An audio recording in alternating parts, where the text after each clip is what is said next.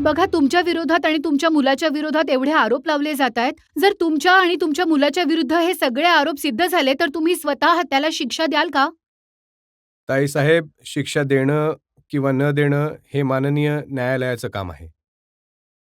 आणि या बाबतीत मी तर नाही रजत शर्माजी काहीतरी बोलू शकतो. मी हे बोलू शकतो की वडिलांचीही काही जबाबदारी असतेच ना.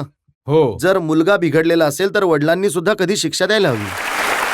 तुम्ही योजना करा, तुम्ही सांगा आम्हाला.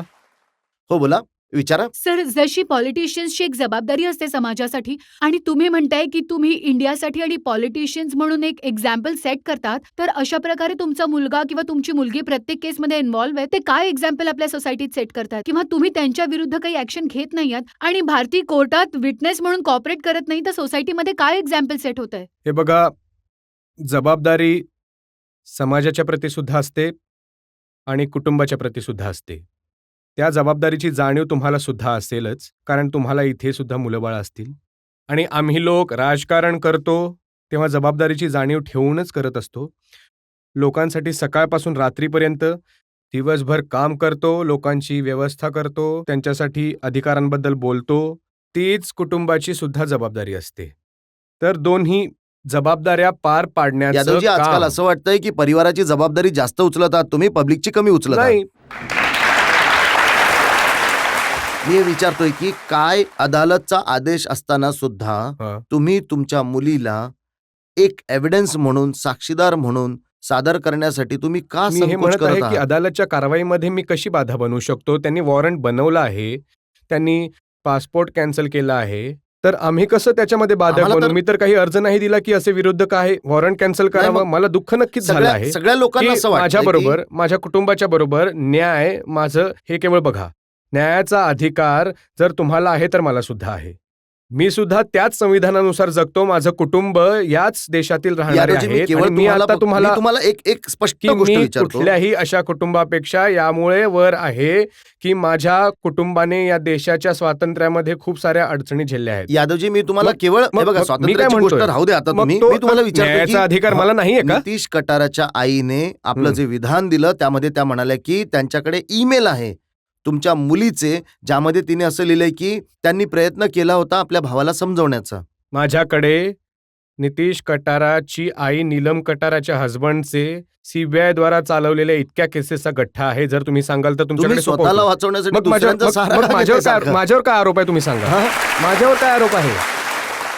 मी तर एकदम तसाच हो. आहे जसे रजत शर्मा आहे बरेचसे तसा लोक- डीपी माझा यादव. तुम्हाला एक विचारा. प्रश्न आहे. तुम्ही जेसिका लाल बद्दल बोलता की ती मध्यरात्री नग्नावस्थेत एका बिअर बार मध्ये दारू पाजत होती. असू शकतं की तिचाही काहीतरी नाईलाज असेल. तुम्ही तो समजून घेण्यापेक्षा तिचं नाव सुद्धा खराब केलं. मी नाकारत नाहीये. मी तर एका व्यवस्थेबद्दल बोललो आहे. माझं जशिका लालची काही वैर नाहीये बिचारीशी.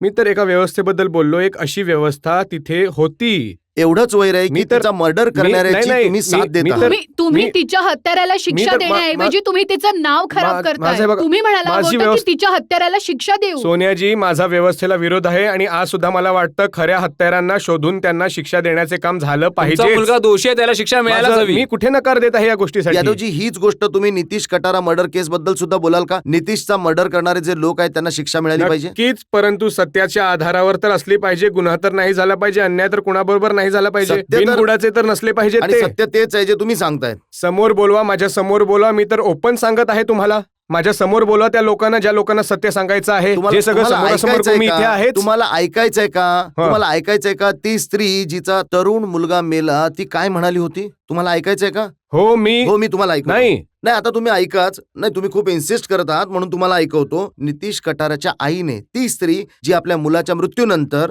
क्षणोक्षणी फक्त तुमच्याशी लढते, ती काय बोलते तुमच्याबद्दल हे जरा हे ऐका. बघा, ज्या गोष्टी अदालतमध्ये आहेत त्या तुम्ही ऐकू शकता, तुम्ही बोलू सुद्धा शकता. हो. मी तर बोललो आहे, तुम्ही तुम्ही अदालतच्या एक वर मिनिट आहात. ऐकून घ्या, तुम्ही तर ऐकून वर घ्या. आहात तुम्ही अदालतच्या. ऐकून तर घ्या ना एकदा. ऐकताय? साक्षीदार आले नाहीत, ते यायला हवे होते आणि जे साक्षीदार आले होते, नितीशचे मित्रही आले होते, त्यांनी सुद्धा संपूर्णपणे काही सांगितलं नाही कारण तिथे फोटोग्राफ्स होते आणि ते तिथे होते आणि ते सगळे चांगले मित्र होते त्याचे. तरी सुद्धा ते जितकी चांगली साक्ष देऊ शकत होते ते नाही देऊ शकले. कारण साक्ष देताना मी सुद्धा तिथे देत होते. कमीत कमी 15 ते 20 लोक तिथे उभे होते. म्हटलं मला हे बघा, जरा ऑक्सिजन मिळू आता- दे. आता तुम्ही सांगा. बसा. तुम्ही विचार करा कॉलेजमधून बाहेर पडलेल्या मुलांना किती अवघड असेल हे सगळं. अशा प्रकारे इतके सगळे लोक त्यांना इंटिमिडेट करतायत सगळ्यांसमोर. आता रजतजी, साक्ष आता देत बघा तुम्ही असताना ऐका. साक्षीदारांना घाबरवण्याचं नाही, काम तुम्ही लोक करत नाही होता. रजतजी, कधीच असा नुसता आरोप हा केवळ तुमच्या डोक्यातील एक गोष्ट आहे. माझ्या आणि डोक्यात ही- नाहीये, आणि हे ही- तर आणि स्वतः ही साक्षीदार केवळ गोष्ट सांगतायत ना आहे. की यामध्ये- याच्यामध्ये तर यामध्ये अच्छा यादवजी आज ज्या बघा, ज्या स्त्रीचा आजपर्यंत मुलगा आज मेलाय, आजपर्यंत एक सुद्धा फोटोग्राफ, एक सुद्धा मीडियावाला म्हणू शकतो का की डीपी यादव कधी न्यायालयात गेला आहे जे तुम्ही म्हणताय? यादवजी मी न्यायालयात सुद्धा गेलो नाही हे- हे- आजपर्यंत. हे त्या हे मी न्यायालयात हे- नाही हे गेलो. त्या महिलेचं विधान आहे जिने आपला तरुण मुलगा जर गमावला महिला आहे. काहीही बोलायला लागली तर मी तर कुठेही मग काही बोल. तुमचा मुलगा 4 वर्षांपासून जेलमध्ये आहे. किती त्रास हो, होतो त्रास तुम्हाला? होतोय. त्यांचा तरुण मुलगा मेलाय, त्यांना त्रास नाही हो, होणार का? नक्कीच होईल. मी कुठेही ह्या गोष्टी नाकारतोय. पण तुम्ही तर परंतु त्याला खोटा- खोटं म्हणत आहात. परंतु खोटा आरोप तर नाही लावला पाहिजे ना. तुम्ही तर लोकांवर आपला निर्णय अशा प्रकारे ठेवत नाही, असता. मी तर काहीच निर्णय रजतजी, घेतला नाहीये. मी तर फक्त सांगतोय आता मी तुम्हाला त्या 4 काय म्हणाल्या होत्या. दिवसांपूर्वी- तुम्ही विचारा इकडे. हो, यादवजी मला तुम्हाला हे सांगायचंय की तुम्ही पुन्हा पुन्हा हेच म्हणताय की आणा तुम्ही त्यांना माझ्या समोर घेऊन या. तसं तर मला तुम्हाला हे सांगताना खूप भीती वाटते की तुम्ही मला सुद्धा किडनॅप तर नाही करणार ना. नाही, मला खरंच खूप भीती वाटतेय. जर माझ्यासारख्या मुलीला इथे तुमच्या समोर भीती वाटत असेल तर विचार करा जो तुमच्यापासून प्रसारित आहे तो तुमचा कसा काय सामना करू शकतो. त्या लोकांचं सुद्धा हेच म्हणणं आहे ते आम्हाला किडनॅप करतील. त्या तुम्हाला- लोकांचं म्हणणं आहे ते तुमचा सामना करू शकत नाही. तुम्हाला घाबरतात. तुम्हाला मी बहीण मुलीप्रमाणे बघतोय आणि काय रजतजींनी बोलवलंय तुम्हाला? नाही, मला रजतजींनी माझ्या नाही विचाराने बोलवलं. असं मी एक वाटतंय मला स्टुडंट आहे. की रजतनी तुम्हाला बोलवलंय. रजत, यादवजी, तरी आम्ही- सुद्धा मला सांगायचं आहे तुम्हाला की तुम्हाला जाणवत नसेल पण मी थरथरते तुमच्याशी यादवजी, यादवजी, बोलताना. मला- जर तुम्ही सामान्य जनतेशी ऐका. भिडाल तर मोठी किंमत मोजावी लागेल नाही, मी तुम्हाला. कधीच भिडत नाही.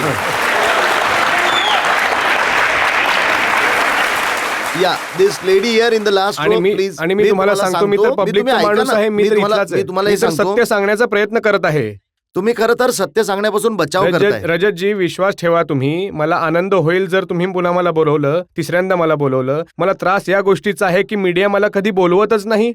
एकाच पक्षाचं म्हणणं सांगत असते. आज पहिल्यांदा मी या 4 वर्षांनंतर 5 वर्षांनंतर मी रजतजींच्या समोर आहे आणि या केसमध्ये कमीत कमी 10 इंटरव्ह्यू रजतजी आतापर्यंत घेतले आहेत. एकट्या रजतजींबद्दल बोलत नाहीये, समोर आहेत म्हणून मी बोललो आता. दुसरे चॅनल्स तर असे आहेत ज्यांनी कधी डीपी यादवला फोन सुद्धा नाही केला की तुम्ही तुमचा पक्ष सुद्धा सांगा. पण यादवजी, तुम्हाला इथे बोलवलं त्यासाठी तुम्ही एकदा धन्यवाद सुद्धा नाही म्हणाला. धन्यवाद. कमाल आहे. मी तर खूप खूप नाही, खरंच मान्य करतो. रजतजींनी मला संधी दिली. मी पुन्हा पुन्हा आभारी यांचे यासाठी मानतो कारण मला माझं म्हणणं मांडण्याची संधी तरी दिली. आम्हाला तर हो. मला तर या पद्धतीने पण तुम्ही संपूर्ण ताकद केवळ हे सिद्ध करण्यात लावले जसं तुम्हाला इथे बोलून चूक केली आम्ही. नाही, चूक नाही, तुम्ही चांगलंच केलं आहे. कारण माझं म्हणणं पब्लिक पर्यंत हो, हो. पोहोचवण्याचं काम तुम्ही केलं आहे. धन्यवाद रजत शर्माजींचं. कमीत कमी त्यांनी मला बोलवलं तरी. हो, एक एक करून. हो, तुम्ही लास्ट रो मध्ये. तुम्हाला हो, सुद्धा माहितीये भलेही तुम्ही त्याला डिनाय कराल तुम्हाला सुद्धा माहितीये की तुमचा मुलगा नितेश कटारा केसमध्ये आणि जेसिका लाल मर्डर केसमध्ये इन्व्हॉल्व्ह आहे. माझा प्रश्न हा आहे की भारती जी तुमची मुलगी इंग्लंडमध्ये आहे तिथून सुद्धा आता ती गायब झालीये. तुम्ही तिला परत बोलवण्याची काही अरेंजमेंट करताय की नाही? हे बघा ताई, जो प्रश्न केस होण्यामध्ये इन्व्हॉल्व्ह होण्याविषयी जी गोष्ट आहे ती मी आधीच स्पष्ट केलेली आहे इथे आणि सांगितलं आहे. या सगळ्या अदालतमध्ये चालू असलेल्या चर्चा आहेत. मी काही ताकदवान लोक, काही मोठी लोक, काही मीडियाची लोक तर अदालतच्या वर जाऊन बोलू शकतात जसं की हे बोलत राहिलेत. माझ्यासारखा व्यक्ती अदालतबद्दल काय बोलू शकतो? मी तर कायदा आणि अदालतला मानणारा व्यक्ती आहे. मान खाली घालून त्यांचा आदर करणारा, जो काही निर्णय देतील ते मानणारे लोक आहोत आम्ही. एक असं नका बोलू प्लीज मध्येच.